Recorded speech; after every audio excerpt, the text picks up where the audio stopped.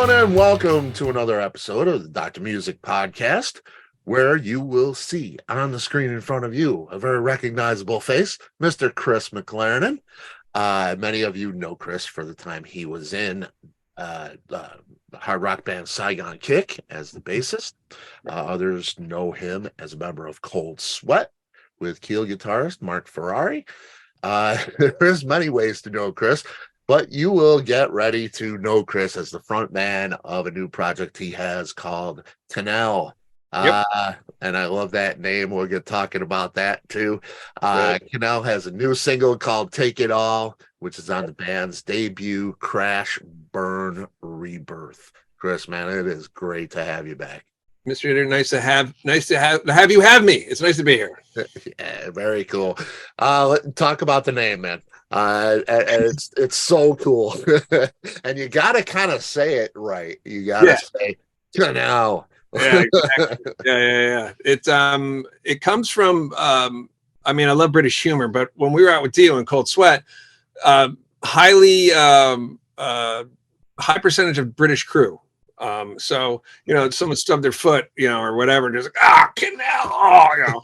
And like, what are you saying? He's like, fucking hell. Kinell. And I'm like, I like that. So, and then there's this great meme of some dude like playing a guitar. Like, have you seen the memes where they overdub someone's fall to the Genesis drum fill for whatever? I've been Yes. Yeah. Right. In the air tonight. Yeah. Yeah, that's it. So he this guy tries to sit down by his piano, whatever, and falls, the guitar goes flying. He goes, now I was like, that is our spokesman. That's it. I love it. It's great. There is a sense of humor for sure. Always. You have to, right? It's rock and roll. You take it too seriously. No, some do. Yes, they do. Let's kind of start at the beginning. Stuff we didn't cover last time, really. Sure. You know, in the hour and a half that we had, and it's, you know, that's still the longest running interview probably, and definitely it's got to be the most fun. It was with Phil Ferrone, of course. Phil's great. That was so much fun. But we didn't cover a lot of stuff in the early days, like the Kiss cover band, Cold Gin. That's with Jamie St. James and a current member of Kiss, Tommy Thayer. Yeah, he's done well for himself. Yeah, and then Anthony White, who was our drummer in Cold Sweat. Oh, okay, yeah. Very cool. Now, you know, I listened to the Kinell album, and I hear Ace. Your voice is so Ace-like to me. Wow. You're the first one to say that, and Really? I mean, I kind of hear it. I see what you're saying, but you know, it's not like I didn't listen to Kiss growing up, right? You know. Yeah, didn't we all? Member of the Kiss Army, proud member of the Kiss Army. Nice. Yeah, well, I have some from it's a box set. I forgot what it is, but it's Gene and Paul sign that's up on the hidden on one of the little eaves there. Very cool. Yeah, and I try to explain that to the kids who have met Gene and Paul, but they're just other rock stars to them. Right. But you know, Gene. There's so many now. I mean, right. Right. Yeah. I mean, but I told them my 8-year-old self, meaning Gene or Paul, would have never made it through it. You know, I would have fainted. I would have died. My heart would have stopped. I mean, I mean, it was that, you know, that monumental. And, you know, there was the only band. You know, think about it, man. Look what festivals were then. You had the World Series of Rock, had California Super Bowl. Maybe. I mean, that's the first half of the first day on some festivals now. It's crazy the amount of bands are out there. Yeah, I know. And they're great. Yeah, I mean, it's cool, but it's almost too much. You know, I see like that Incarceration Festival, and it's like every band that you would ever want there. Right. But you can't see them all, or, you know, at least at my age, I can't stand for, you know, 15 hours and watch band after band anymore. Right. Yeah. You know, in the sun. It's not going to happen. But it's cool that, you know, I mean, we still got that, you know, we still got those bands out there, and you know, people going to see it. It's a cool thing for sure. When you were in Cold Gin, did Yes. you sing the Ace stuff? No, I played Gene. Yeah, and that's it. I played Gene. So Tommy Thayer, of course, did all the A stuff. Wow, wow, Yeah. look I at mean, that. he was to me. I mean, we were all really good at it because we'd had record deals, so we knew how to put it together. And then when we met them, they'd show us how exactly how to play these fairly simple songs, but they had these cool little twists that you had to that's why it kind of does sound perfect when we're playing it, and now it does. Because Right. Paul was the one who always picked that out, always. So Right. Tommy to me was kind of the secret weapon because I mean, I don't look like Gene. It's the makeup on me okay. My hair wasn't like him. I can sound like him. And as he says, I'm not a good bass player. Anybody could do my stuff. So I had a Gibson grabber and just distorted the shit out of it. It sounded fine. Yeah. Tommy's stuff was so accurate and the feel was right. And I mean, it was guitar, chord, head, cabinet, boom, done. Sounded exactly right. Yeah. So, Yeah. I mean, crucial. I go see him, and he's a perfect fit, man. It really is. That's an arguable thing. Nobody's Ace and all that, and he shouldn't be wearing the makeup and this whole Kiss thing. But I go see him, and I mean, I love Tommy from Black and Blue. Just a great guitar player, but he's a pro. I mean, he's rehearsed. He's got those parts down. He's just a great fit. Oh yeah. Oh well, and he makes sure they have their parts down too. That's how good he is. I mean, I can guarantee you, he's quality control on Gene all day long. That's cool. I've seen him do it. And Gene's like, no, no one cares. But just play like that. He's like, no. They do care. They do care. Oh no, no one cares. No one cares. But that's Gene going, no, don't tell me. Don't tell me more. Tell me. No, stop. No, tell me more. Oh. That's him. But yeah, we really sat down and we wanted that stuff to sound exactly right. So if you turn to your back, you're like, wow, that sounds like Kiss. Because we like I said, we're all guys who did records, and they did too with Gene. Yeah. So we had to be good because we figured if we were bad, we'd get a cease and desist letter, like lickety split. Yes, he's all over that. We did have to sign something though that said if we tell you to stop, you got to stop. But I was like, dude, this is your thing. You tell me to stop, I'll stop it. I didn't think of this. It's yours. That's cool. It had to be fun. Yeah, I mean, it's a blast, man. Yeah. We played Paul Stanley's 40th birthday party. That's way cool. And get mentioned in the book. I was like, because someone gave me the book and I read it. I was like, oh my God. I mean, he doesn't mention like me by name, but he mentions Cold Gin and he mentions setting it up, or his wife and at the time, and Gene setting it up, and Bob Ezrin was there. John Lovitz was there. It was just like, what the hell? How did this happen? And how did I get here? But God, this is fun. Yeah. Oh man, that's just way cool. That's stuff dreams are made of, for sure. Totally. Yeah, that's way cool. Cool. You mentioned Cold Sweat. Yep. What do you think when you hear the Cold Sweat album now? I put it on the other day and I thought, well, Roy Cathey is amazing. He's still amazing. Still is. And we're gonna get into that too. I mean, I hear 80s kind of, it's in the 90s, but I mean, I hear that kind of 80s hair metal, late 80s hair metal thing. But it doesn't, I don't know, dated maybe, but good. What do you think? You're close to it. I love the record. I love the fact that we've done shows since then and we still sound really good. We were a good band. I mean, Mark came out of Keel, and Keel's a really good band. Anthony and I knew each other well, so we played together a lot anyway. And Eric had come from Wasted, so that's Pete Way and Johnny D and Danny Vaughan. So that's not exactly slouching either. And then you had Oni, who came in and was good enough to be stolen for Lynch Mob, right? So we had to go find Roy Cathey, which we did, and killed it. Unbelievable. Now, Roy, you're producing Roy in the Fifth. Speaking of Ron Keel, RFK Media, he's under Ron's wing there, that band, and there's no greater hands to be in, really. I mean, I talked to Ron many times, and it's just, I don't know if there's a more genuine, fair guy out there that's, made, he's never really been over the top in Iron Maiden, Kiss land, Metallica land, but he's always relevant. He keeps himself relevant. He keeps himself busy. He does great things like this with the Fifth and RFK Media. It's great to be in that realm, I would imagine. Yeah, and I mean, what you have to remember too is it's been 40 years, you figure, since Ron took this on as a career, and he's still doing it. That says something. And to pat ourselves on the back here, I mean, guys like me and Ron and Mark and Eric and Anthony, who all, when you move out to LA and you're willing to take everything you got and stick it in a car or a van and go and just say, I'm going to do this till I do it.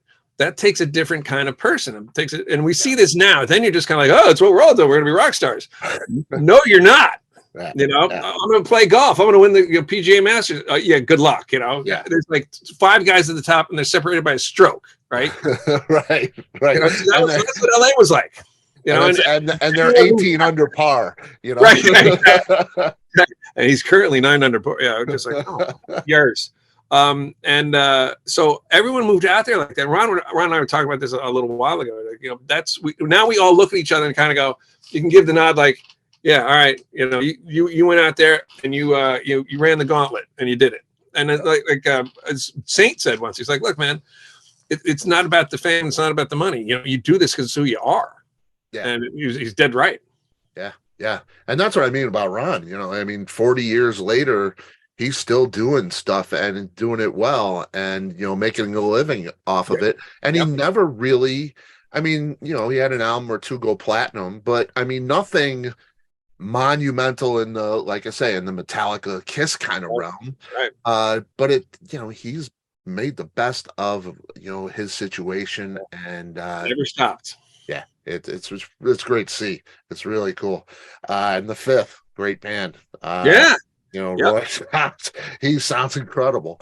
It's pretty cool. That record, it's not out yet, right? It isn't. I was talking to him just before noon, and we're gonna get on the phone later, and he just sent me a demo of one of the new tunes. He said they have, I think, about a half dozen that they like.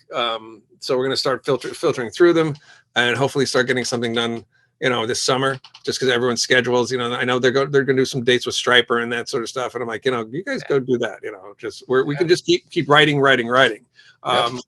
Because that's one thing I did learn in Saigon Kick was the more you write, the better off you are, because you start getting better and better and better at it. It doesn't seem like that, but it does happen. You're like, I'm doing the same thing over and over. No, the first song is usually, that's all right.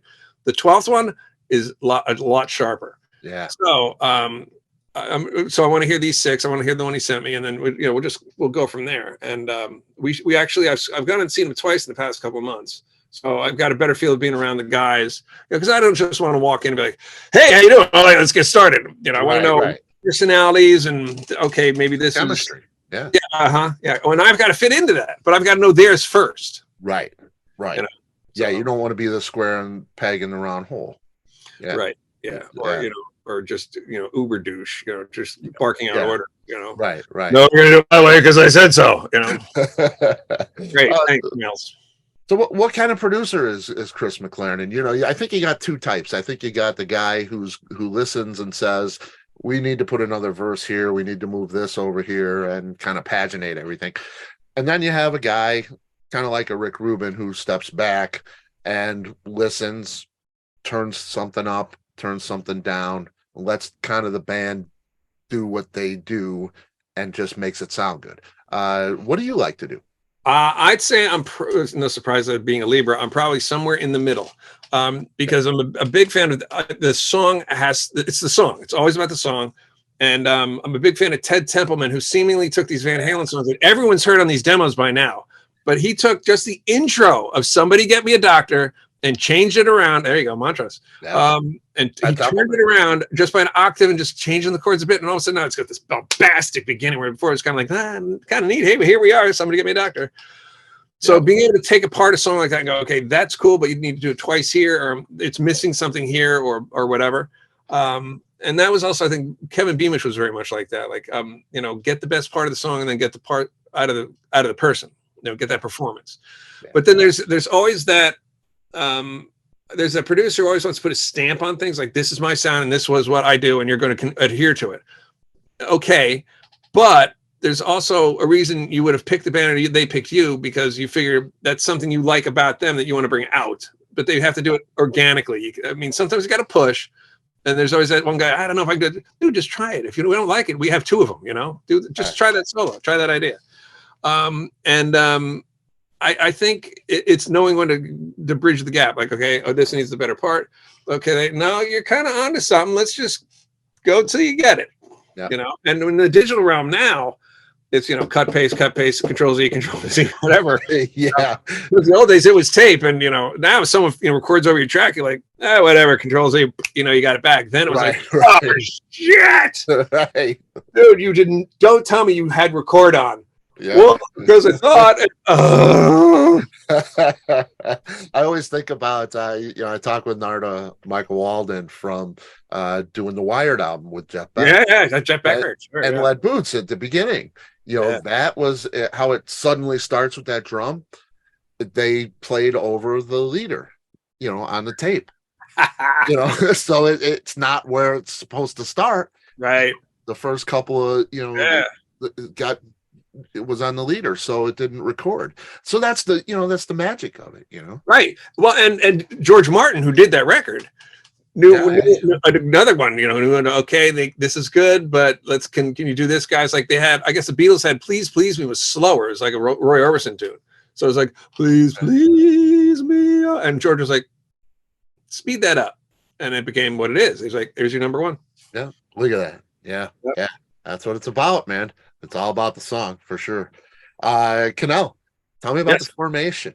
How's this come about? You know, you got all this stuff going on. You know, what makes you put Kinell together, and how did it come together for you? Yeah, Phil said that the other day. He's like, you know, how are you doing all of that while we're doing the Panic Boom thing? I was all like, I don't know. It's, you know, that's what I do. I mean, and he's known me a long time. He's like, no, I know that's what you do. I just don't know, how do you do that? Kinell I'm a huge Thin Lizzy fan. Big Thin Lizzy fan. And the idea behind Kinell at first was like, all right, I'm gonna try and write a couple songs as if I was going to approach Thin Lizzy today. Like, let's assume they, you know, Phil was alive and they're still, you know, still doing what they're doing. And I go, okay, I'm bringing you these 4 songs that are kind of tailor written for what you do, but they sound modern. You know, it doesn't sound like I'm trying to be Lenny Kravitz and create like a perfect picture of what the production was in 1976. Don't want to do that. Right. But it's got to have the vibe. It's got to have the guitar solos. It's got to have the twin guitar harmonies. It's got to have that kind of funky, weird, jazzy R&B bass and drums. It's like, it's not rock, but it kind of is, you know, because they were probably Motown kids. Yeah. And stick this all together and then go, okay, how believable am I? And is it modern sounding? You know, and it's a tip of the hat without, you know, trying to steal the hat kind of thing. I hope it doesn't fall over your eyes. So it started with that, a couple of riffs, and actually, what might have been, I think, was probably the first one. It's the first one on the record. Mark Danzeisen and I did that one. We did a lot of writing for TV and film and stuff. And I said, hey man, I want to do a song that's kind of like the middle part's kind of like Bad Reputation. Yeah, that's it. I got that right here. You know, what might have been, I'd recognize it right away. That little bit of. Yep, totally. So, but Mark, I didn't have to show Mark. I just said it's got to be like that. Go. I said, but don't be Brian Downey. Think like who Brian Downey likes. Right. You know, so you don't sound like him. You're trying to be him. You're drawing from the same well. Mm-hmm. So it was like, because like I didn't sit there and go, okay, I want this solo to sound like, you know, Scott Gorham on Live and Dangerous. I just was like, okay, I want it to sound like, how would he think that way if he played it? You know, as opposed to I'm trying to copy it. So it started like that. So that started that, and we call it the pop feel good pop hit of the summer. No, it might have been Easy Come Easy Go. Oh yeah.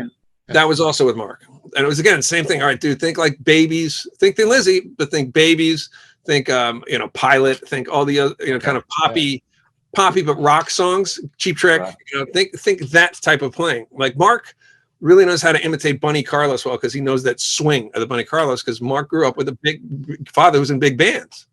So that's like the Van Halen brothers. That's, you know, that's what was drilled into his head. That's all he knows. And then he takes it and made it rock. So I just had to say, do it like this, how you'd hear it. And he nailed it. Yeah. So then from there, it became, okay, well, you got to write the fast one. You know, so that's Forever After. Then you got to write the kind of the weird one, that's Spatial Survival. You know, because I'm going through all the records, like they didn't have a formula like we always do this style on every record. They did Renegade, no. Renegade is very different than Johnny the Fox. Yep. But they both make sense. So I was trying to draw from this whole catalog and do that. And Barry Kirch said he wanted to play on a couple. And as I like to say, he's the master of 6/8. So what have I done is in 6. And Barry was like, let me have it. Okay, cool. And he goes, what do you want me to play? And I gave one request to Barry and I'll tell you that in a second, but I was like, dude, just do what you hear. Just do it. Whatever. Your own, yeah. Yeah, because it's you. That's why I want you to play on it.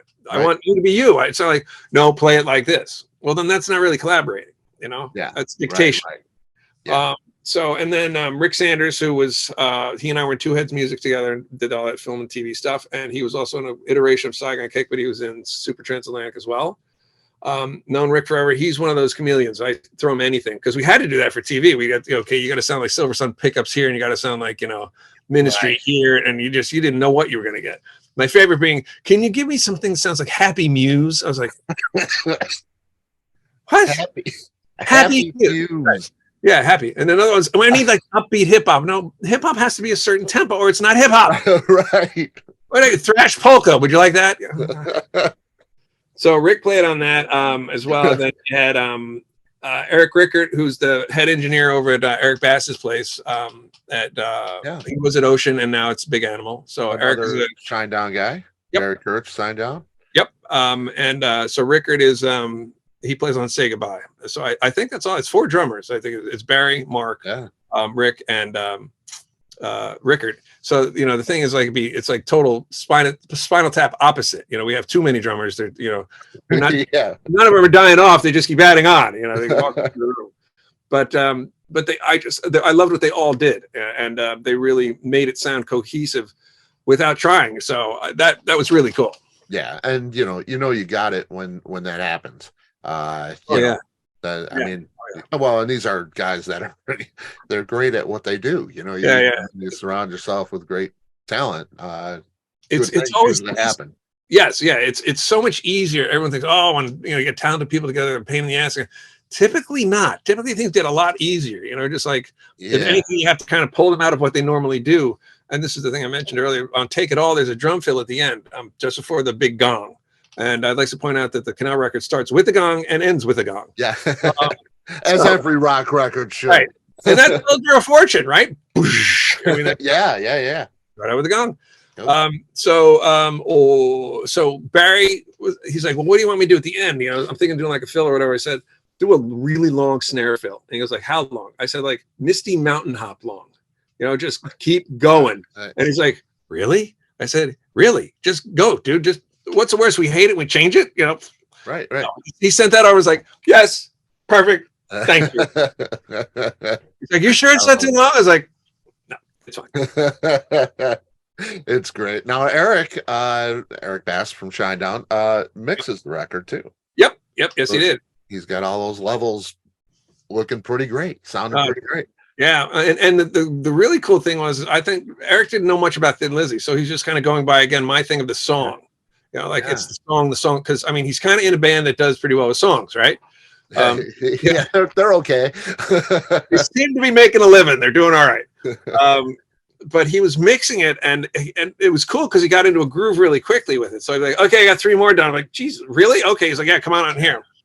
So I come out there, and we're listening to What Might Have Been. And Brent Smith was out there.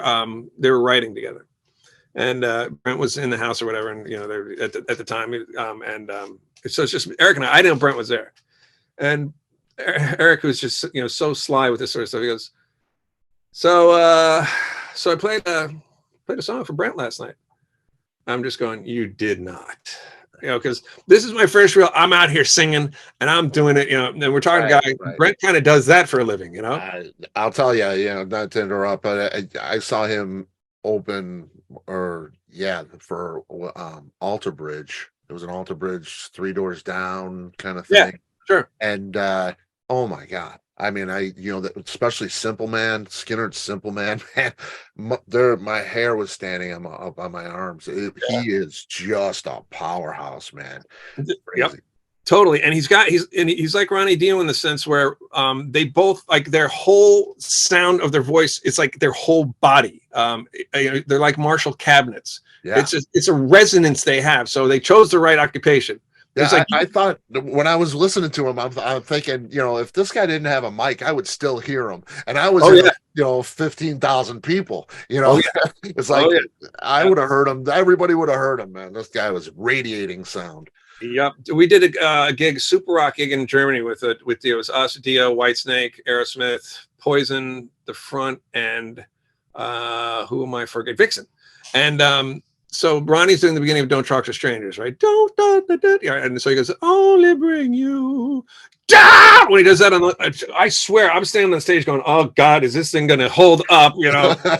This, whatever that sound that came out of him, like I said, he was just resonant as a person. Like the bones in his head, his rib cage, whatever, just loud but toneful. With a lot of right. It's a note. It's not a scream. It's a note. Exactly. Yes, exactly. Good point. So Eric says, so I played it for Brent. I'm like, oh God, you did. No, tell me you did not. He goes, yeah. He's like, you want to know what I was working on? And I said, okay. And he goes, he liked it. He thought it was great. I'm going, okay. Joke's on me. Really? No, what? I said, really? And then Brent comes in at that moment. Hey, man, what are you guys working on? And I'm just going, oh, here we go.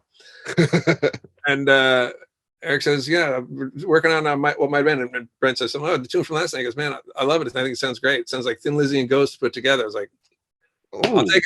Thank you. Yeah. Thank you very much. And then he encouraged me. He's like, do this with singing, and your voice can do this and do that. And I'm just going, thank you. Just so generous, and and then Eric's on the other end going, because I really want to learn how to mix like he does. He's really good at it. So he's generous on that side. Like try this, try that.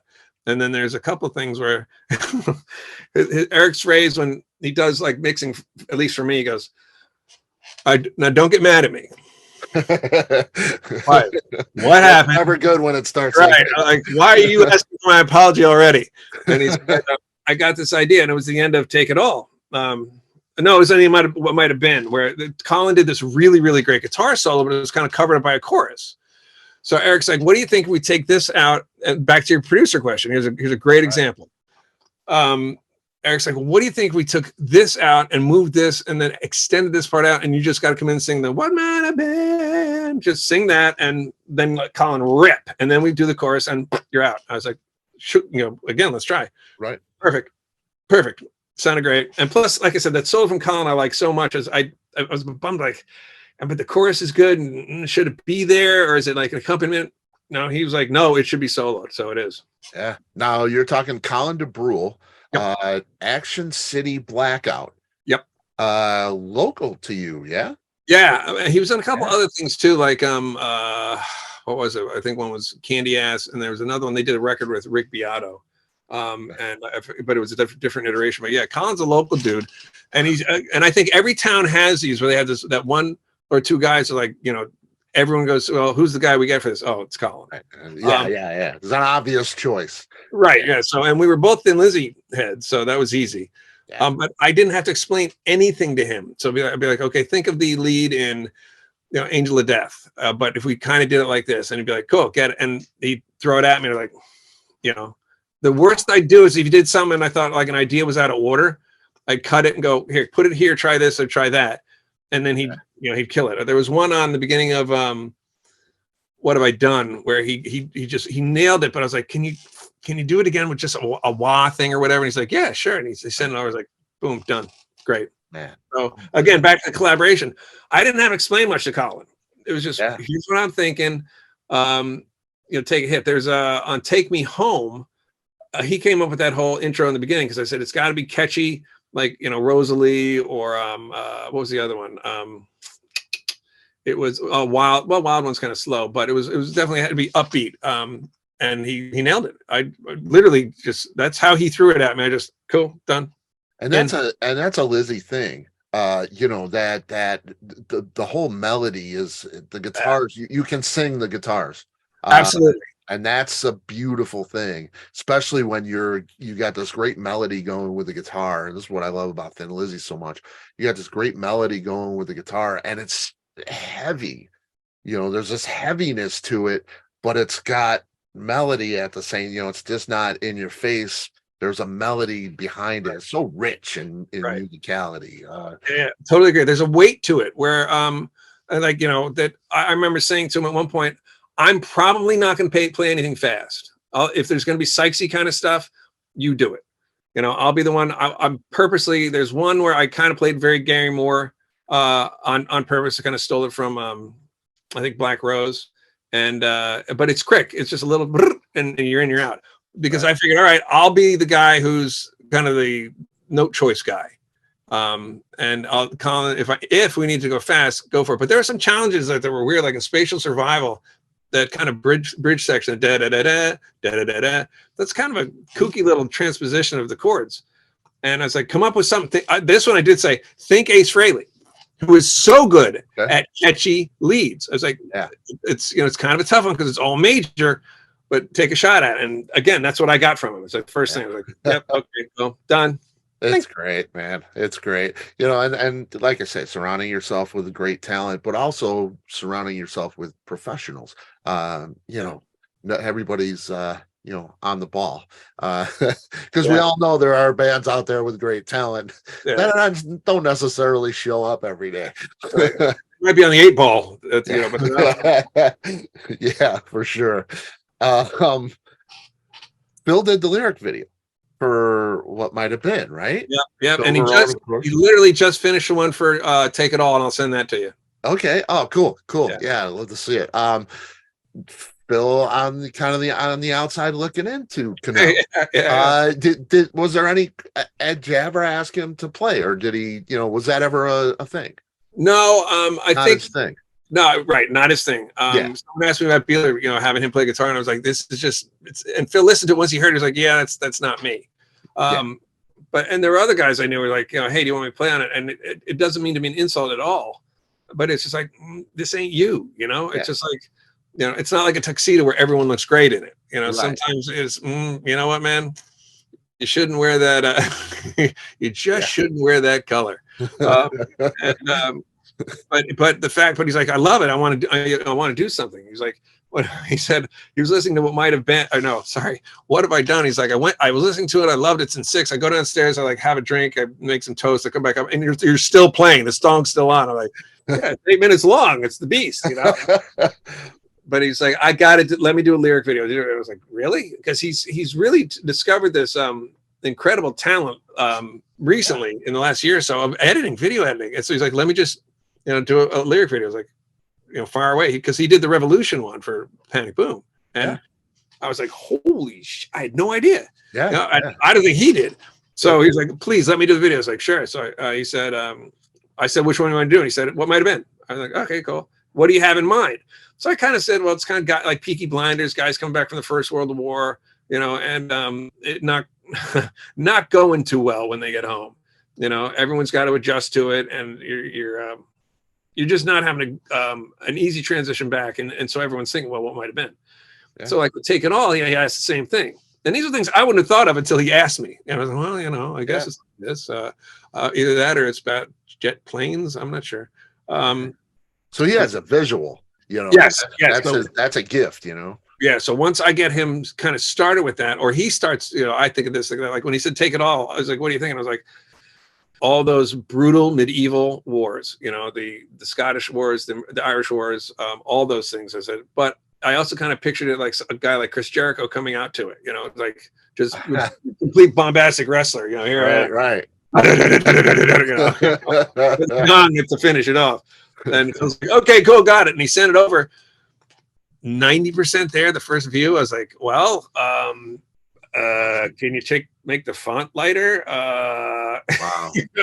Amazing, man. I didn't, again, had to barely do anything because he, we know each other well, so that helps. Right. But it's trusting him. Just, you say you want to do it? Go ahead. Knock yourself out. Yeah. That's great, man. That's great. That's good to know Phil's doing well. He's a little sabbatical from Facebook, I think. He was on all the time, and I got to see his hair every day, and I appreciated that. That was a constant on the road. We were doing something. How's my hair? That's my hair. Now we just got. Now I got the tennis ball going, so yeah, I got a lot less. Yeah, but it's like, and then you still have long hair, but I'm just going because I had a lot of hair, and I'm thinking to myself, why did I do that? This is so much easier. Now I'm just lazy. Like, why do you think I have this? You know what I mean? I'm not doing this every day. Just let it go. Yeah, and look, I got this, which tells you that the same as this. Yeah, whatever.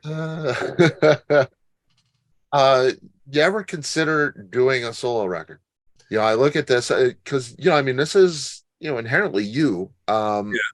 Ever consider like a Chris McLernon record? I've thought about it. I mean, with Kinell, I'm drawing more people in, and I want more. Like Colin has written some stuff. There's 2 more records that are done, but the second one is done. We're just got to get Rick. Rick's going to do the drums for that one. He's got like 4 more to do. Shinedown just got home, so he's their drum tech. So he's going to knock those out. So that whole record's done. Then there's a third one, which is a Western concept record. What do you think of that? Wow. So I've been pulling so it's a whole story. It's about a ghost story. Guy comes in a Western town and just it goes badly, and it's a basic man with a code and a revenge plot thing kind of. It's nice. And so I sent it to Colin. I was like, "This is my idea." He's like, I was like, "Think High Plains Drifter. Think Clint Eastwood. Think Western ghost story." He's like, "Oh, okay, I get it." So you got those 2, and then there's there is another one called Megaton, which is picture like Dio era Sabbath, and that's me and a guy named Paolo Licciardi. We did everything on that one. Paul played drums, and I'm doing everything else. And then I did a punk record about my first year or 2 in Los Angeles in 1985, and that's done, and that's up on Bandcamp. But Colin and Paolo played on that too, and Colin again. I was like, okay, it's the opposite of Kinell. The whole record is less than 29 minutes long, right? It's like makes Rain in Blood look long. Right. So the only rule was no guitar solos. You got to have guitar figures, kind of like theme, but no guitar solos, and try and get in and out as quickly as you can. Yeah, that's kind of a punk kind of ethic. Yeah, totally. Yep. So, but I don't know. That's a good question, because some of the stuff I did for TV was so weird. And there's no band member to fight with to get it in there, So I'm just like, I can do something. It sounds Bummer. it sounds like, let me see, Tangerine Dream and Motorhead and I don't know, Montrose, let's say, but it's solo record. I could do whatever I wanted. So. Wow.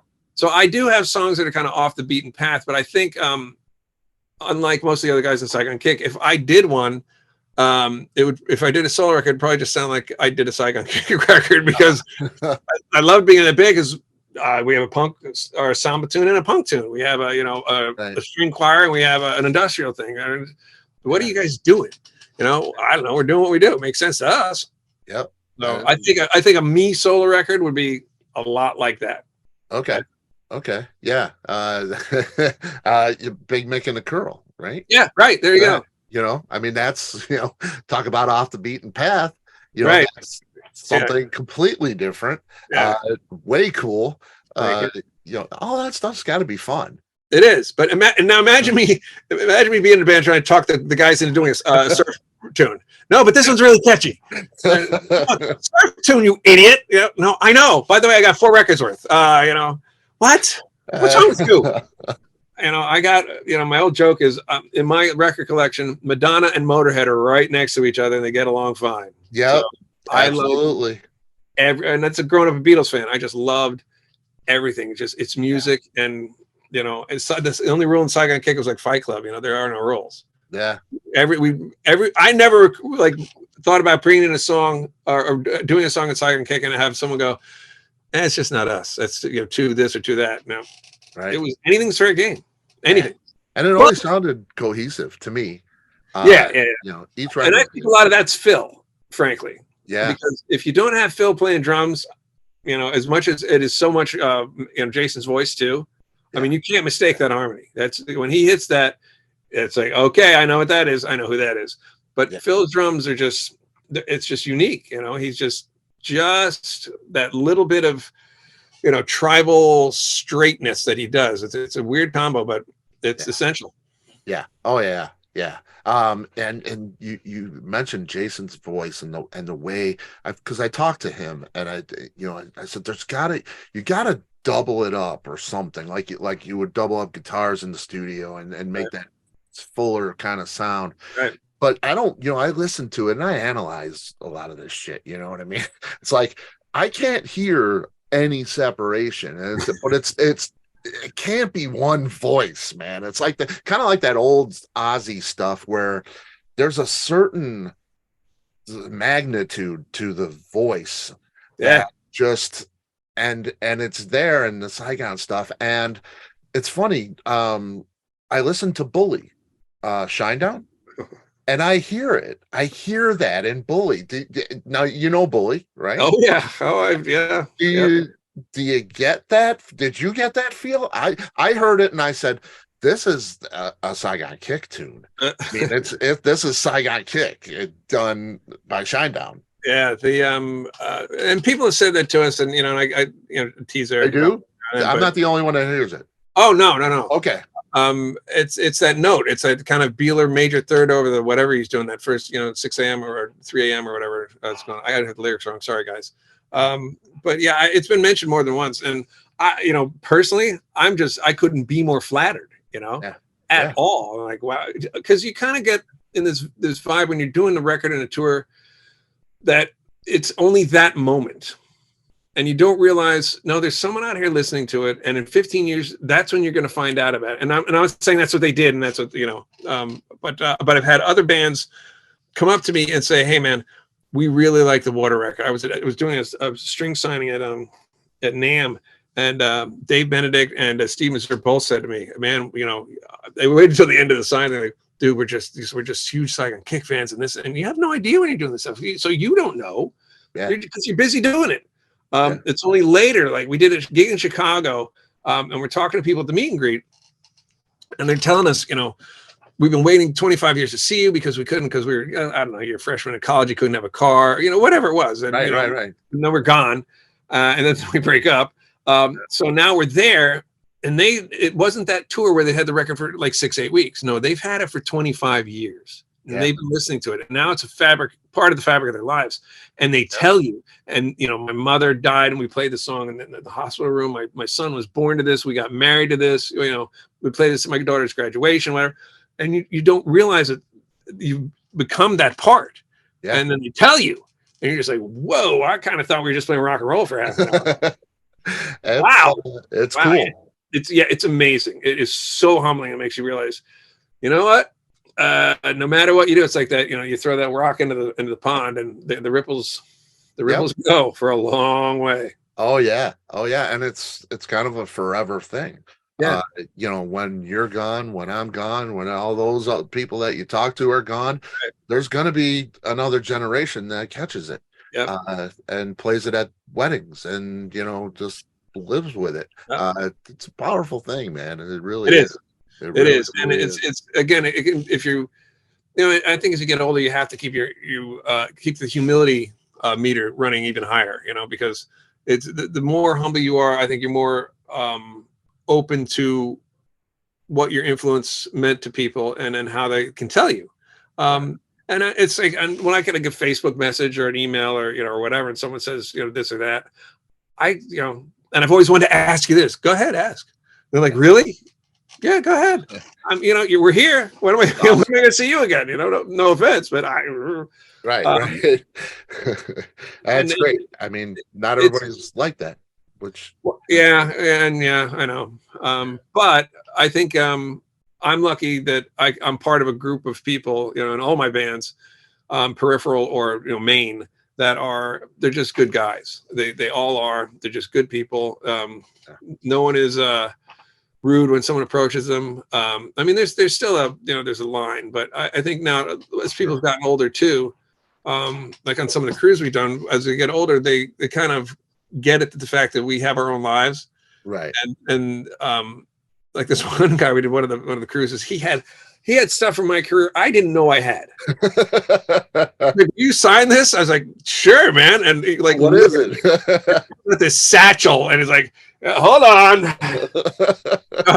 And I signed it all. And he said, I got more at the back of the cabin. You want me to go? I was like, dude, we're going to be on the boat for 4 days. Just I'll catch you. We'll do the rest of it later. And we did. But I mean, I'm just incredibly flattered by that stuff. It's just, it's amazing. Again, back to your point about being a kid. You know, when I bought Kiss Alive, you know, if you would have told me half of the stuff that happened to me, thanks to Gene and Paul and let's say Tom, even Tommy and Jamie with Black and Blue. I remember sitting in a Madison bar seeing the video for Hold On to 18. And then, you know, 2 years later, I'm out there and I'm friends with them. Yeah. It's just, it's such a weird business. And the ability to approach people, I think, is crucial. You know, I hear horror stories of people just really crossing the line, but mostly I've been lucky and everyone's always been cool. Always been cool. That's great. That's great. Because I've seen some people cross the line, and it's got to be difficult because you know, I mean, you want to be. They're fans. They mean well. Yes. They're just, you know, they're running down the street, you know, latched onto your pants. You know. Right. Oh yeah, and there's been a couple where I've had to go, you know, like set them straight, because as nice as I am, you know, that I've been told, I was like, I'm the nicest guy in the world until you call me out, and then I'm a bastard. Yeah. But I have to be pushed. Like Phil even said the other day, he's like, I hate when you get mad. And I said, why? He said, because it's so effective. Right. Like, do it. You everything's cool, but man, when that thing goes, whoa, run. And so there's only been a couple where I've had to just like, you know, get a little on someone. And you know, one guy was talking about, well, this happened and that happened, and I was like, dude, no, it did not. Yeah. And he kept insisting. I was like, you weren't there. I said, is this your wife? And he goes, yeah. I said, so can I comment on your marriage? I've watched you know, seen you guys for the last 20 minutes. Can I, you know, can I say, but I'm right and this happened? And he just goes, and Phil's just over there going, oh, good. You had to do it, didn't you, buddy?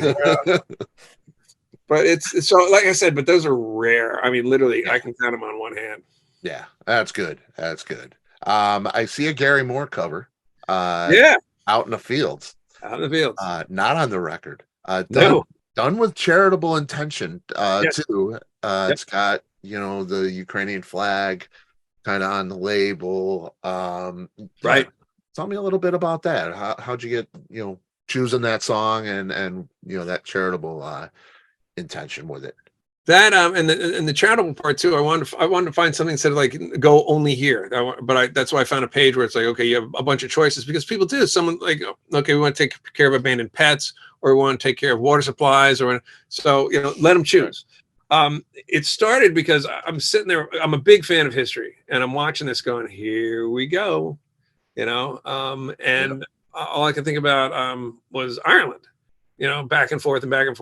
And the Gary Moore Phil Lynott video that they did for that was like one of the last things Phil did. It struck a chord, so to speak. Yeah. And so I said to Rick Sanders, I was like, okay, this is what I'm going to do. And typically with covers, like when we did the Verones thing, I don't know if you've heard that stuff. I have not heard it. I saw you guys with the shirts and stuff. It's cool. So Phil and I were like, okay, let's do a Ramones song, and we did Pet Sematary, but let's do it for Halloween. But let's make it ours. It's going to be us. It's not a carbon copy. It's not a faithful rendition. But with Out in the Fields, I thought the message was strong enough as the original, you know, rapper. It's like, I'm not going to mess with this, so I'm going to try and recreate it best I can. That's why it's so close to the original. There's a few little things, and you're not going to get some perfect synthesizer sounds from those, but it's close. Right. Because I remember watching that video, and this is during Troubles, you know, and you're just thinking to yourself, 84, 85, whatever it was, and I'm a kid, and I'm just going, wow, man, that is so unlike anything we ever experience here.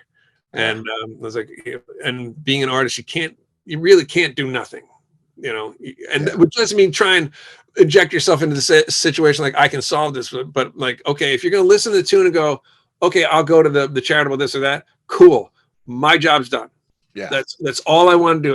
It's a lost leader for charity. Just I want you to go there and check it out, and if you can, awesome. If not, well, you know, I hope you like the song. Yeah, it's great. The great song's great. The meaning is great, and the intention's great. I love that song. That first guitar song there is just where he's using the wang bar. It's so Alan Holdsworth. He's just beautiful. And I spent time. I'm like, this has got to feel right. Yeah, it's got to feel right. And but yeah, that's me and Colin as well. Again, I didn't explain anything to Colin. Hey, we're gonna do this. Okay, you know, way cool. Yeah, way cool. Have you been to the statue? I just got back from Ireland actually a couple months ago. Yeah. My wife's got family there and everything, so we've been 3-4 times now. But I got a chance to go to the Phil statue. Gotcha. Wow. In Dublin. It's gorgeous, man. It's really nice. Yeah, I've seen pictures, and Eric and Barry were there, and they sent video and stuff. And actually, they had taken it down for cleaning and something, I think. And so, like, where'd he go? You know, I mean, you know. But yeah, I haven't been to Ireland in a couple of years. I need to get back because I love Ireland. I do too. Everyone looks like a relative for me. Yeah. Like, yeah, you look familiar. Yeah. A lot of pale. And they probably are. Yeah, exactly. So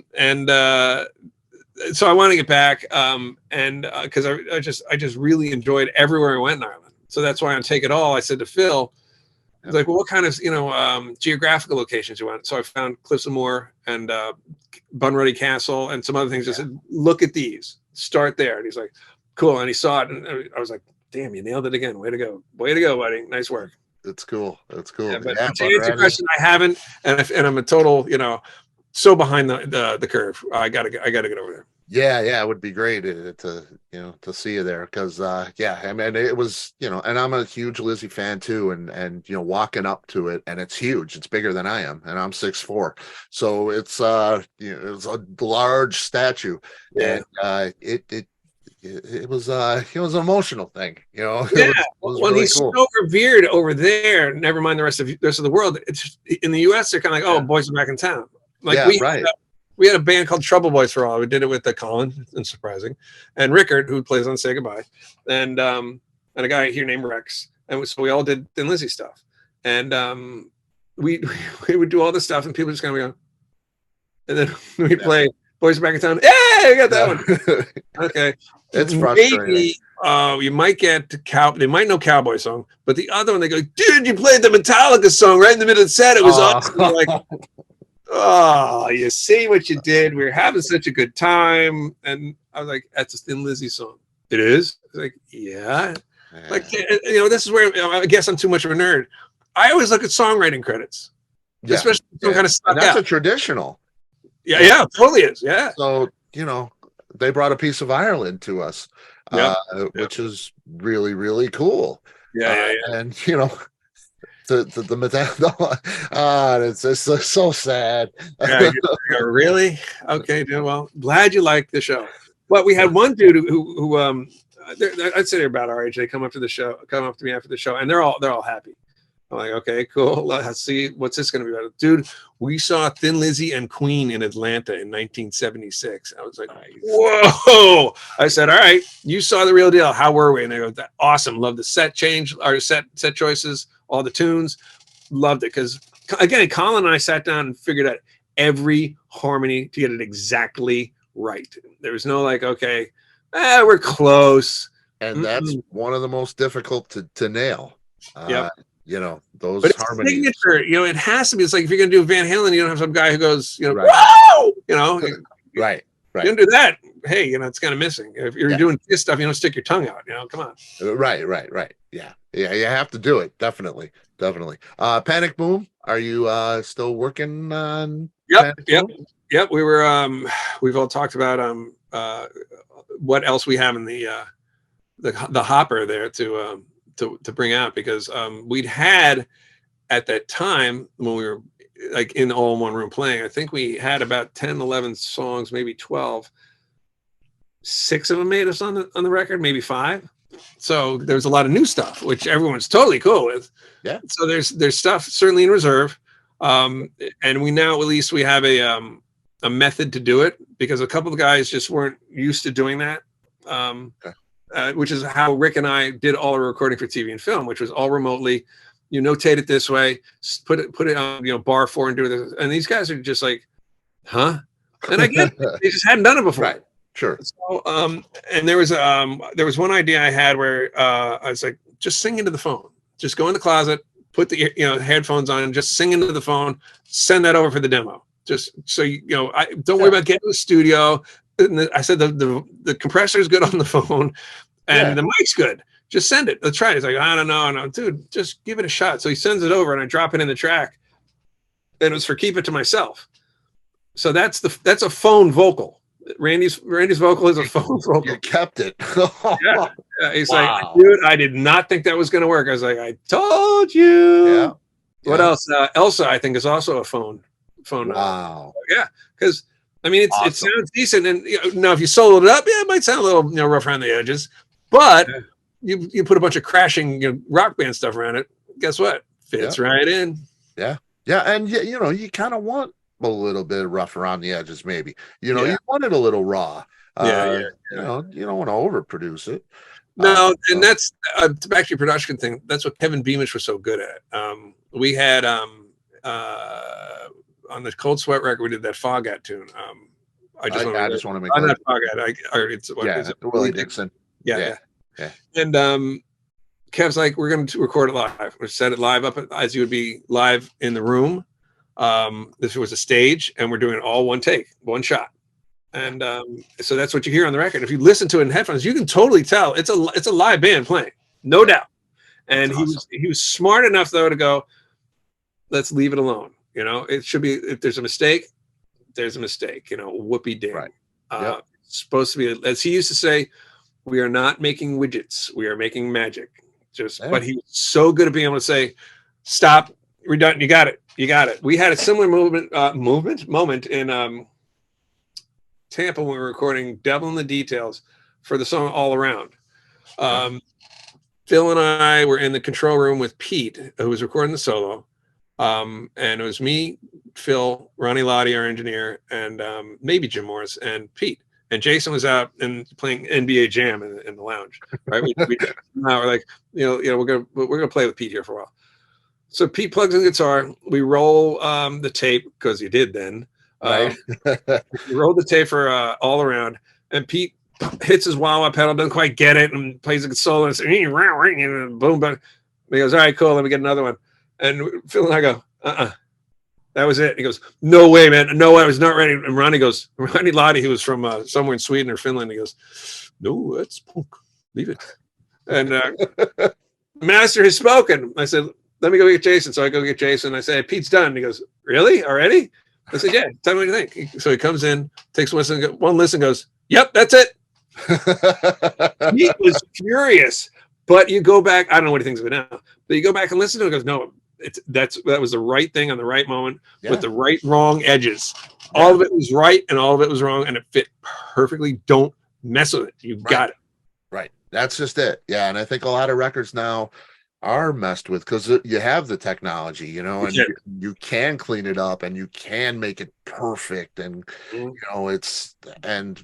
I don't know, it's rock and roll. I don't know that you want it perfect all the time. Some things, but a lot of it needs to be a little bit noisy. It needs to shake a little. Yep, totally agree. It's like with the punk record, and it's called Bronson Avenue, by the way. Bronson Avenue, Goodbye Cool World. It's kind of like my little, subterfuge thing is like Kinell's up here, and then Bronson Avenue is like making all the other punk waves. Right. But the idea behind that was full drum takes. I wanted to make it sound like we recorded that record in a weekend. And luckily, Paolo's good enough. You just set him loose, and he just kills it. But there was no fixing this, try that. I mean, there's some stuff on the vocals because I like really big vocals. So obviously, I can't sing some sort of octagon harmony, So I have to do it. But it has a certain thing, no matter what it is, that feels that. Is this? Do they really know this song? Or they just kind of winging it, or like on the way on Water, the take we have on that record is Phil and I teaching the song. No, sorry, Jason and I teaching the song to Phil. He'd never heard it. We're giving him cues and the here and stop and this. Okay, halftime, and that's it. That's what you hear on the record. And then the solo, you can hear Bielik can't get his wah wah off, so he's going wah. He's trying to get it back, and he finally gets it before the song starts again. So, and I think if people don't like, no one's ever come up to me and said, dude, I totally heard with that wah wah won't go off. And right. No, but they know it. There's something inherent about the performance or the vibe or the feel. They know that there's a cool spontaneity to it. And we caught it. We did. You know what it reminds me of? It reminds me of like when you're listening to a record. Like I have a lot of records here, and you do. Some of them have, a pop or a hiss somewhere in the song. It becomes part of the song. So when I hear the song on the radio and it doesn't have, it's not right. You know what I mean? And that's kind of the same. That's kind of what you want, that pop and hiss in there. Maybe not for everything, but you want kind of something to memorize, to the inflection, just like a voice. Right. You want a certain inflection on a certain word. I think it's the same with notes in the music. I absolutely agree. Yeah, whether they be right or wrong or how they were written, if it's an inflection that isn't, detrimental, I think it might be a good thing to keep. Yes, if it detracts from it, totally agree. There's a great moment in the end of Under My is it My Body? No. It's on Killer. It's Alice Cooper. Oh. It's just before. It's whatever anyway. Neil is spinning his sticks because that's what he did live, and he is it Under My Wheels? But he drops the stick, and it falls down in between. You can hear it like pachinko, a little bit of a rim shot kind of thing. Yeah. You hear it fall all the way through the drum set, and hit the floor. And Bob Erdsland was like, "We're leaving it." And Neil hated, so mad. It was like, but the rest of the take is perfect, and that was to tape. So you're not going back. I will just cut and paste and drop that over there. Nope. Yeah. So, but I love it. It sounds cool. There's Beatles songs where John gets the words wrong. They kept it. There's Van Halen stuff. Yeah. The I can't wait to feel your love tonight. Alex's drums fill coming out of the solo is a bit of a train wreck. It's like Nike's in a dryer, like the tempo was like, the rest of the song sounds good. It's you kind of sacrifice that one perfection performance for the vibe, and who's sold 10 million records? Who's to say? He's wrong? Probably not. And I think that's a good example. I think Van Halen's a good example because I think that you get two bands there. With the Dave and Sammy thing, and there's no bigger Sammy Hagar fan than I am. But with the Van Halen stuff, I think that Dave stuff, they let that stuff go, and with the Sammy stuff, they cleaned it up. So you get a really clean Van Halen perfect sound with Sammy, which is great in its own right. Oh yeah, you get that dirty raw. There's some magic about that David Lee Roth stuff. So I think in production for that band, I think really changed, and not so much even the singers. Of course the singers are way different. Oh yeah, but I think the production is really what makes those two very different for me.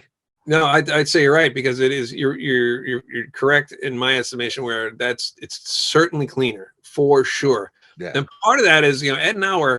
It became more apparent, I think, as they went on. But they're classically trained musicians. They were, and not like okay at it. They were they were winning piano competitions. They weren't they weren't going through it like me. Like I'm trying to get through some happy birthday or whatever. They knew what they were doing, and I think as musicians go on, you start to adapt that a little more into what you're doing, because it's your training showing through. So I think by the time Sammy got there, they were a little more precise, and I think Roth didn't want them to think too much. So let's keep it simple. Let's keep it da-da-da-da-da. And we're with Sammy like, well, we can, I think, expand out a little bit on this harmonically or arrangement wise or whatever, because we can. Yeah. And it was smart, because it like you said, it's two different bands. Oh, it really is. It really is. And I love them both. But when I want to really rock out, I go to the early Van Halen, David Lee Roth stuff. But but it's like Maiden. Maiden is pretty much Maiden. I prefer I love Paul Di'Anno, but the Bruce Dickinson stuff, it's identifiable. Yeah. But they didn't become a different band when they got Blaze. They were still Iron Maiden. Judas Priest did not become a different band when they got Tim. Tim Owens. No, it was still Judas Priest. Van Halen became another band. They were a different band. Yeah, they really were. Yeah, I mean, you still had Eddie doing his thing. But yeah, I mean, everything just it really cleaned up and really was very punchy and, just very clean. Yeah, very radio friendly. Oh yeah, they sold some records, didn't they? They sure did. They sure did. I gotta ask you, I want to respect your time. I gotta ask you about the show with Jeff and Jason. Jeff Scott Soto, Jason Bieler, of course. You and Phil show up, do that acoustic thing. That looked like so much fun. And Jeff is one of my favorite people in the world. Oh yeah, he is it was an amazing singer. I mean, we were there. But he's an amazing person and a pro, and and he's doing the Jason thing all the time. But you guys show up and do that show. How was that, getting on there and doing that with those guys? That'd be great. It was totally fun. Two reasons. One, because I get to watch it, and then I jump up and play. But there's a show. It's online that we played in Bluffton, South Carolina. I think just about a year ago.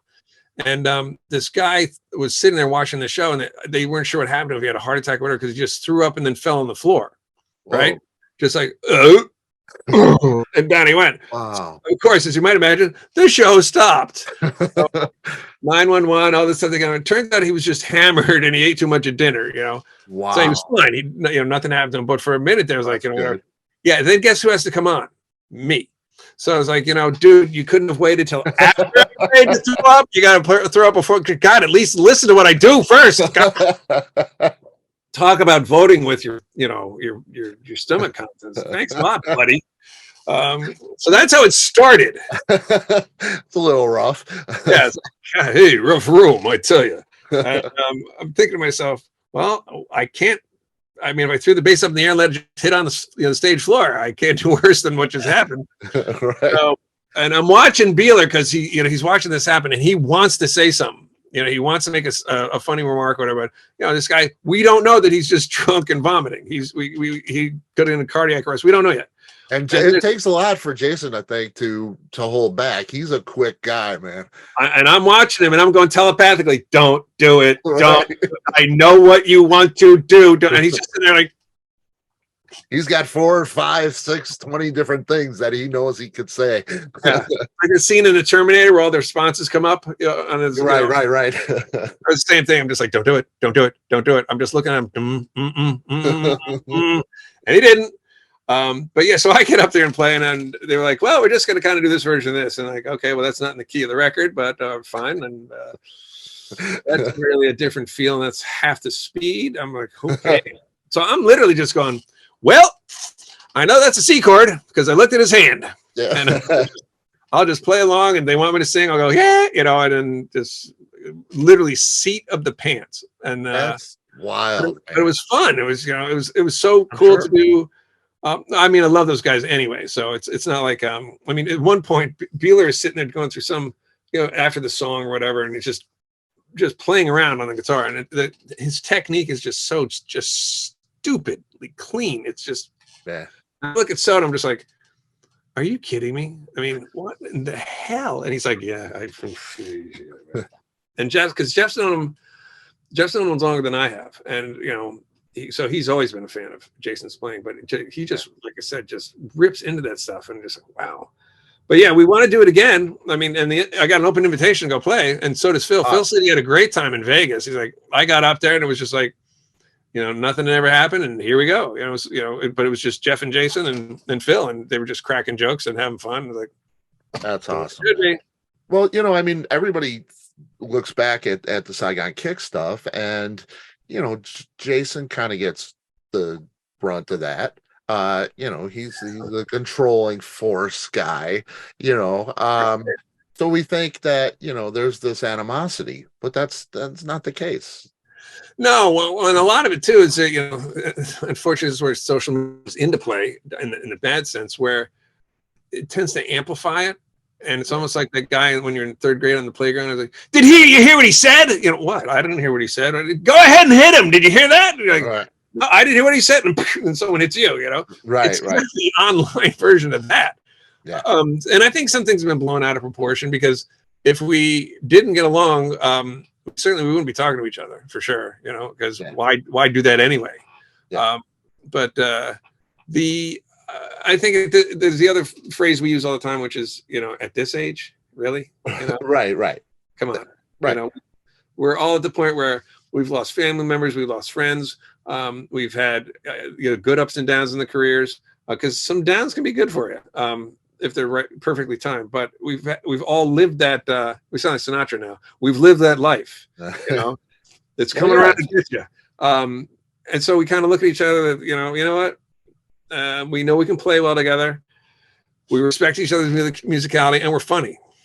You know, we like cracking each other up, and we're good at it. It's crazy. You guys together, I can't even imagine it, man. Man, you know, we had a riot. Phil's a riot. You're quick. It's just, I mean, you guys got to be bouncing off of each other like crazy. Oh yeah, we had we were doing one of the reunion shows. Jason's wife goes, "Good God, I forgot how fast you are." Yeah, because it's just boom, boom, boom, boom, boom. And we had one front of house guy who was Scottish, Andy Williamson, and he ran. I think he ran monitors for the Sex Pistols on the Filthy Lucre tour.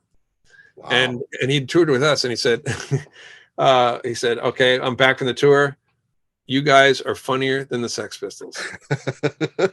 Really? Like, that says a lot. Like, thank you. I will take that. Yeah. He's like, yeah, you guys win. Because the first night we met him, we went out. We were getting ready to do a tour. We go out to dinner or whatever. He comes to the hotel. I forget what it was. And we're just doing what we do, which is just nonstop comedy. Just bam, bam, bam, bam. We haven't played a note yet, right? And he just, apparently he's thinking and said, "Oh God, what have I got myself? There's no way these guys can be any good. They just fool around too much." So we do the show, and it was on the Devil Tour, and he comes up to literally, like, as soon as the show's over, shuts down all the levels on the board, walks right up to us and says, "That was amazing. That was absolutely," and we can see he's genuine. We're like, yeah, thanks, Andy. What's the, why the grave tone? He said, I could have sworn there was no way you guys could be any good. No way. You fooled around too much. You took nothing seriously. You wouldn't answer any questions about this and that. You had to be horrible. You had to, and it's like, we're not. And he goes, "That was incredible." He's like, "I can't wait for the next show." So awesome. We did that all the time. We had DJs that we'd go on playing Love Is on the Way 92 times in a day. Right. And we'd be doing that shtick, just killing these guys. They just like, they don't know which way to look. And they say, "Okay, well, now they're going to play." And we'd play, and we do. And more than one of them said, "I had no idea these guys were that good." They come in here, and you heard it. They just fooled around for 12 minutes, and they just ripped that out there like it was nothing. It's like, that's the trick. Yeah. That's the trick. You have to make, jump. You don't want to jump over the fountains at Caesar's Palace and crash like Evel Knievel. Right. All that trouble. You want to stick the landing. Yep. So Saigon Kick is really good at sticking the landing. Yeah, no doubt about it. It's great. You coming out my way anytime soon? You want to tour at all? I mean, yeah, people ask us that too. Like, "You guys going to tour?" I was like, "Well, we got 4 drummers, so I don't know how we're you'd have to pick one. You have to pick a guy that has, an empty nest or, no family. Right. Or a gig that takes them everywhere. Yeah. I have 2 of the drummers somewhere. Barry and Ricky are together. So, they're out. I know who they are at any given moment. But I would say if we had to pick a drummer, it would be Rickard, because I know he's already played the Thin Lizzy type stuff, and he was there for a lot of the recording. And he can do it. So that's great. The trick would be, and Colin and I have talked about this, like, do I play bass or do I play guitar? Because I said I should play the bass. And he was like, "Why?" He's like, "Who's going to do the solos or this and that?" I was like, we could get somebody to do the solos. I said, there's something about the Thin Lizzy rhythm section that has to be translated a certain way, because if that groove is not underneath it, kind of the other things don't float well in the water there. They just kind of, they just don't have that, because it's got so much R&B groove to it. When I was trying to learn some of those lyrics for the like what was one of the really tough ones? Wild One was not easy. Got to Give It Up was just like, are you kidding me? And I'm trying to play these and sing these, and he's like, this is like, he's like doing beat poetry over an R&B bass line. Like the timing is just so impossible to work out. So I literally would like break the bass lines down to whole notes, just hit it and sing the part. And then half notes, hit it down. And then finally get the like 4 notes in a phrase. Then start doing half of the phrase, because if you don't do that, it doesn't sound right. And I've heard it sound, you know, people play the song like they're playing the bass line too straight. Yeah. You know, it's gotta have it. There's an 8th note bop to it that most bass players in that genre don't do. Right. He does. Yeah. So, you know, either way, I'm singing. Yes. Yeah. So I would say I'd want to play bass though, probably. And we have to find a guitar player. Okay. Yeah. You're thinking about it though. Yeah. That's absolutely. Great, man. Well, that'd be great. Because we did the since we did the Lizzy stuff already, I mean, you know, it's not like I said to Colin, well, let's do, you know, 4 or 5 of these. It's like, you're not like starting over, you know, he knows them. Yeah. You know, and Rickard already knows them. So we just have to figure out, okay, if I'm playing bass, we get this guitar player. If I'm playing guitar, we got to, you know, get this bass player. Because it's, as you said, it's a specific thing. It really is. They have their own thing, to be sure. It's like one of those, you're not really sure if you know Thin Lizzy, but if I play it for you, you'll probably go, isn't this Thin Lizzy? Yeah. Yeah. Because so many bands have drawn from them too. Def Leppard specifically, you know, so Thin Lizzy. Yeah. Yeah. Like the whole High and Dry record to me is like, that's a Thin Lizzy record. Yeah. That's my favorite record too. Oh, it is. Mine too. Yeah. Yeah. Absolutely. Totally. And I think that's why, you know, I hear that for sure. Yeah. Okay, you know? that record is so good. That's like the perfect, to me, the perfect Mutt Lange production, because now he's known for the super duper slick stuff. Right. But Man. that's so raw. Because it's more like AC/DC. Kicking off. Oh my God. Yeah. I mean, everything. Mirror, Lady Strange, other Hit and Run. It's like, holy crap! They're just, even on the ballad, Bringing On the Heartbreaks. What does it start with? A guitar harmony. Yeah, right. Woo! Yep. It's just a sensational record, and I told Rick that, you know, and he, you know, I had him on, and he you know, he's all about, he loves the Hysteria record, but I just said that the High and Dry record was just, you know, that urgency of the young kids, you know, there's angst to it, but there's also musicality with the great harmonies that's really pristine in the harmonies. They're all, you know, vocally and, you know, with guitars and everything. It just, it's an immaculate record for me. Yeah. And there's some bands I think who do that sort of stuff now very well, like Corrosion of Conformity is in moments very Thin Lizzy. Yeah. Like Clean My Wounds is very it's just all there. Yeah. And they got another one, but and there's some, I've seen some other bands online too that people say, have you seen this type of band, seen that? And a lot of them I like a lot, and I love the fact that they go for the Lizzy. But what I always listen to first is, how's that song? How's the hook? You know, and the lyrics. The lyrics were tough too. I'm making it sound like it was the Manhattan Project. It wasn't, but it was the songs. I would tell the story like with Kingpin. I got the story about 2 warring, you know, crime bosses. Okay, here they do this. He dispatches them at the end. But what's the chorus? What is the theme that brings it every verse back in and every bridge back in? And I was like, oh my God, you know, that was the tough part. I had so many songs with no choruses. Take It All didn't have a chorus for like, you know, 3 weeks. I'm like, I got everything else, but I don't have a chorus. What do I do? I got to come up with something, because it's so, it was like a mix of all their big anthems. And then the riff was kind of like from Genocide, Buffalo, you know, on Chinatown. Yeah. And so I was like, okay, I want that kind of rolling. Mm-hmm. I have no chorus. Now what? Oh my God, what do I do? And finally I was driving over to Colin's house to work on some stuff, and boop, it just dropped my head. And I get in the house, I go, I think I got it. And I sang it for him. He goes, that's it. Leave it alone. It was okay. So I sang it into the phone, and that's how I remembered it. But yeah, it was all those lyrics came so easily for the verses and the bridges. Oh crap. So for the second and third records, I kind of started, and Randy Bates taught me this, singer in Panic Boom. He's like, dude, start with your chorus is the centerpiece. Start Wow. with that. He's like, if you have a verse too, but put most of the work in on the chorus because that's what you're going to come back to over and over. I was like, Right. got it. Thank That's you. good. Yeah. But is it easier? Have you written that way since? On the punk record, I wrote all the lyrics first, not a note. So I'd come back from a bike ride and I sat down on my front porch and literally the song lyrics, like 3 songs came out. Like, Wow. and I'm just going, oh, I'm channeling in. I don't know. I tuned into the radio. Don't stop. So my wife and I went to Hawaii last year as a very late honeymoon. And she pulling to San Francisco. And all of a sudden I just go, oh God, here we go. I wrote 7 more. Waiting for in the lounge and then waiting on the plane to take off to come back home to Charleston. Wow. So I had the theme, I had the kind of the angst of it, I had the focus of it, and all I had to do was now come up with punk songs around it.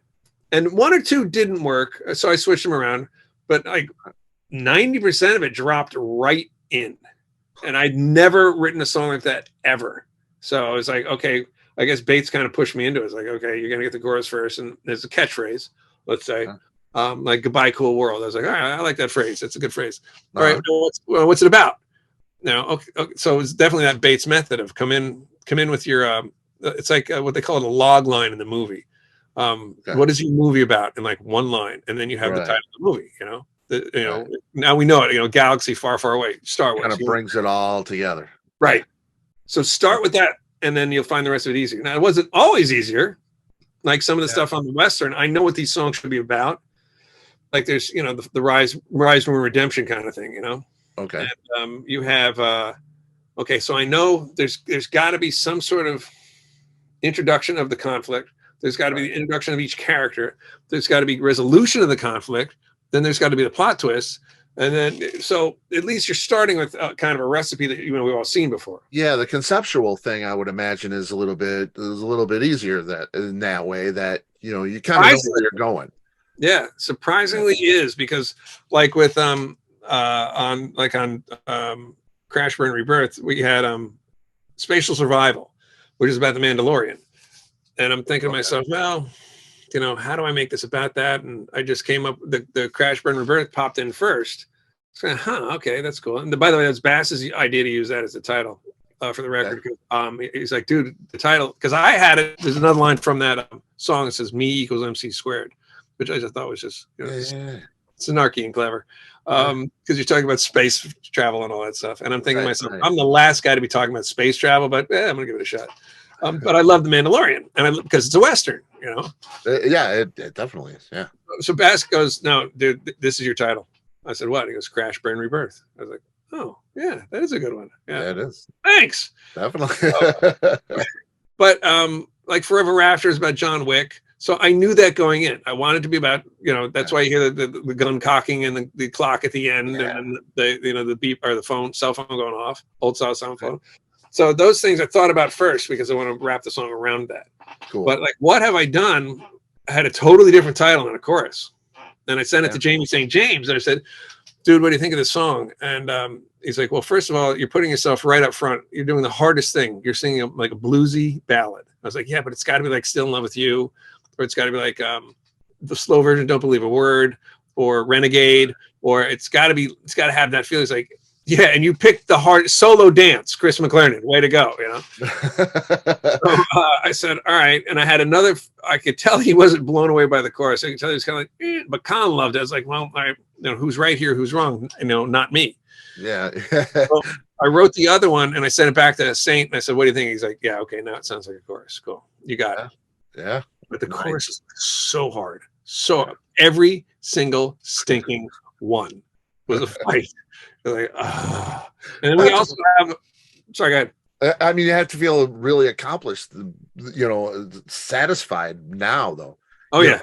Because, I mean, you really had to work at it. Oh, yeah. Now it's all come together and it fits so nicely. It's kind of a great feeling. Well, and we have, I forgot, there's also about 8 covers that we've done. Oh, so imagine trying to twist them into Thin Lizzy. Yeah. They're all, there's only 1 or 2 of them are kind of like, that one might not work, but all the other ones are really cool. And again, there's a couple of ones I just said to Colin, just do what you want. And I get it back and go, okay, perfect. You know, or Sanders, because he plays drums on most of them. I'll say, think like Over the Hills and Far Away. Right. And he's like, really? I say, yeah. But, and this is the only clue I'll give you, it's a Bruce Springsteen song. Ah. So picture Thin Lizzy doing Bruce Springsteen. Wow. And I don't like Bruce Springsteen. I went to high school in New Jersey, and I was absolutely the pariah because, as my brother said, you would not kiss the ring. Like, but I was like, but this song I think could work. This song would be cool. So I'm curious to finally get these out and see what people have. You know, and I don't know whether to do like them all together. Like I was gonna say, how you gonna do them? Yeah, I don't know. I don't covers. You know. You're right. Yeah, but but everyone's kind of done that. So do I do them like just included in one, or which doesn't mean it's not a bad idea to do them all together. But but we'll see. It's but yeah, I'll hit Colin like, hey, what do you think about this one if we did it like this? And he's like, sure, you know, or he'll have, but what if you did it this way? And it was like, that's good too. I hadn't thought of that. Yeah, it's great. It's great to have that adventure too. You know, somebody who's willing to just jump off the bridge and see what happens. You know? Yep, absolutely. Yeah, because there's nothing I throw at them where, and they've gotten better with me too, because I kind of like, you have to kind of put your demo goggles on here. Like Beeler and I had really good demo goggles back and forth. We could sound like this really sketched out part of a song and be like, okay, but you have to picture this and this and this. And we'd be like, okay, I think I know what you're doing. Not everyone can do that. I've sent stuff to Sanders and he's gone, what are you doing? Picture this. Your picture's like, no, I can't picture. I was like, all right. Like with when I sent Barry stuff, since they're probably a little more prepared in the studio than I am, and I just made sure when I sent something to him, it was much more cohesive. So I wasn't trying to make him guess. You know, right. Well, yeah. I mean, it doesn't, like you say. I mean, it doesn't happen for everybody. You know, I mean, that's a chemistry thing. Yeah. That's, you know, I know what you're thinking. You know what I'm thinking. And we can think about this, and you know, there's a connection there. Yep. I think that's collaborate. You have to have trust when you have collaboration, because if you don't, it's just dictation. That's all it is. I remember hearing a story about Chad Smith, I think, doing a track for John Fogerty, and Fogerty made him play it like 31 times because they were just editing this here and editing this. And I think, okay, first of all, it's Chad Smith. It's not like you picked, like you pick me to play. A rookie. Right. Chad Smith. And it's Fogerty. So we're not exactly talking Dream Theater here. It's a nice, simple pop rock song. It's probably catchy as hell. Easy to remember the parts. And then why 31 times? I'm guessing he had it by the third one. By take 17, he's like, what did I get myself into? How much is the check?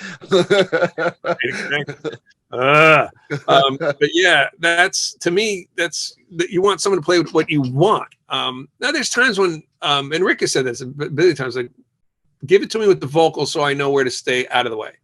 He said, I don't care if you just la la la, just do it. So that was helpful. So I do that now, even if it's a la la la, I just sing whatever lyric I'm making up, but he's got the melody, he's got the phrasing, he knows where not to play something, because there's stuff we did with Mother Mary where he said, dude, if I would have known you were going to sing there, I never would have played that. It's like, it's fine. Well, we got other stuff. We'll do that.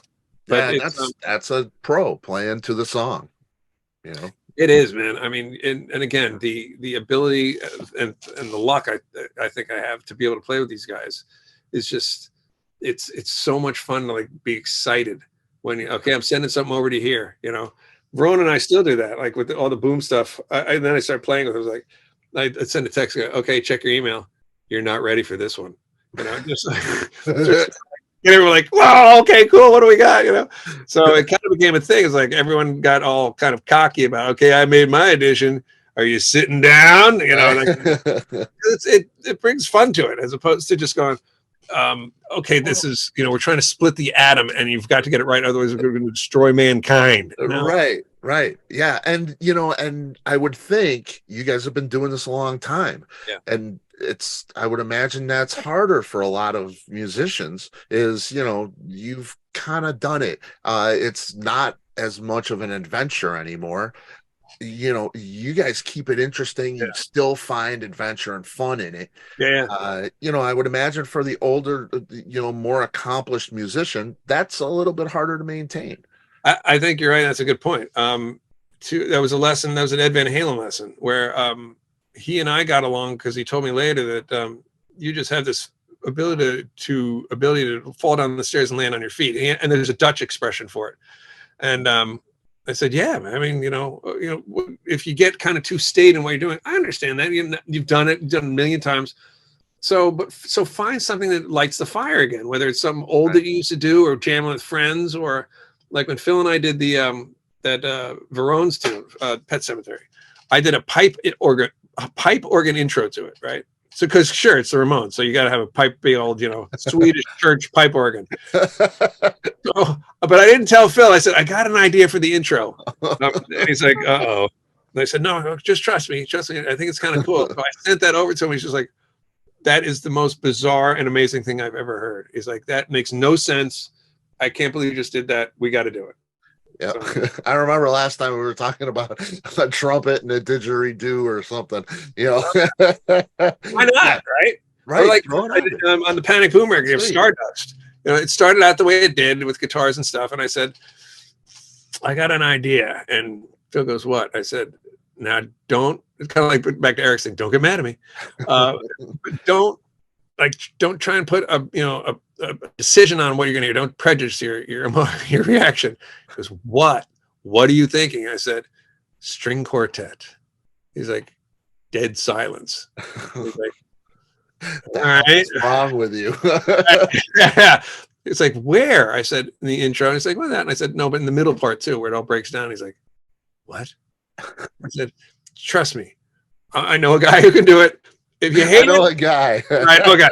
If you hate it, you know, we don't have to do it. So I called up Wardy Williams, who was the cello player, and he goes, and he totally got it. Ward recorded all his parts visually, you know, on the phone and sent it over. And he's wearing an Iron Maiden shirt. So, you know, Ward's favorite band is Judas Priest, but he was a cello major at UNC Charlotte, I think. And so he's real deal musician.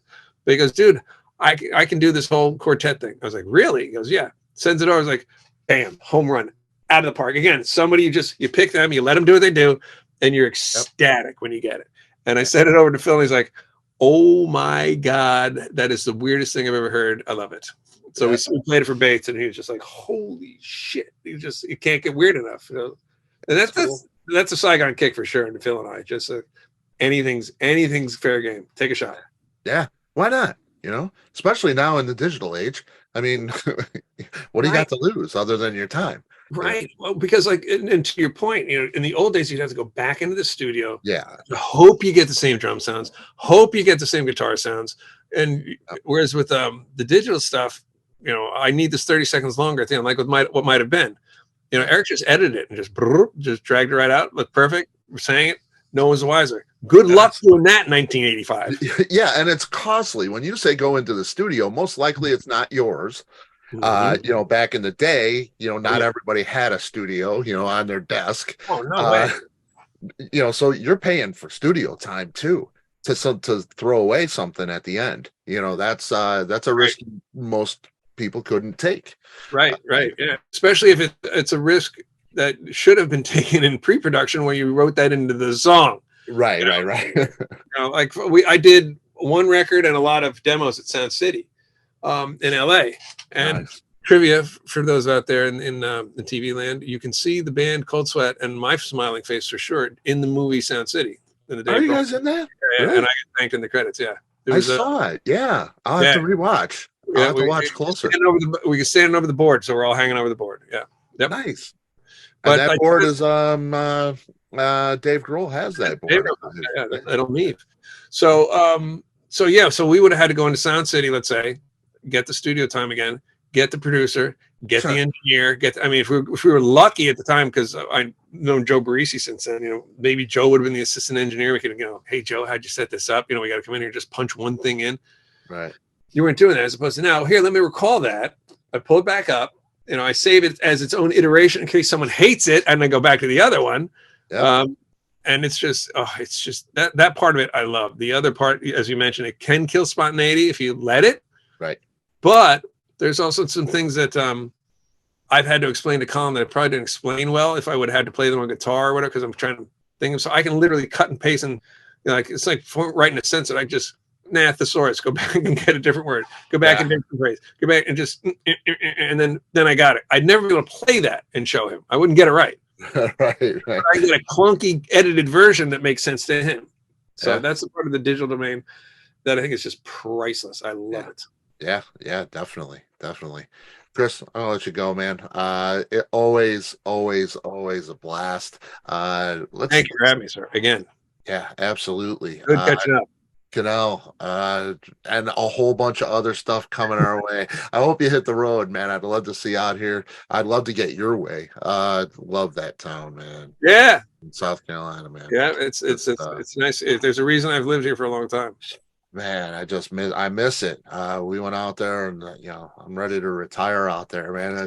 Shrimp and grits every morning. Oh yeah, man. Absolutely. We were out. A buddy of mine had his birthday party a couple of weeks ago. We were out at Keel, and he's this ridiculous chef, and we're just looking at the ocean and having beer and brats and burgers, and it's just fantastic. Can't lose. And it's just we get just enough of a winter here to have a winter to change your clothes. To have wear a jacket or a sweater.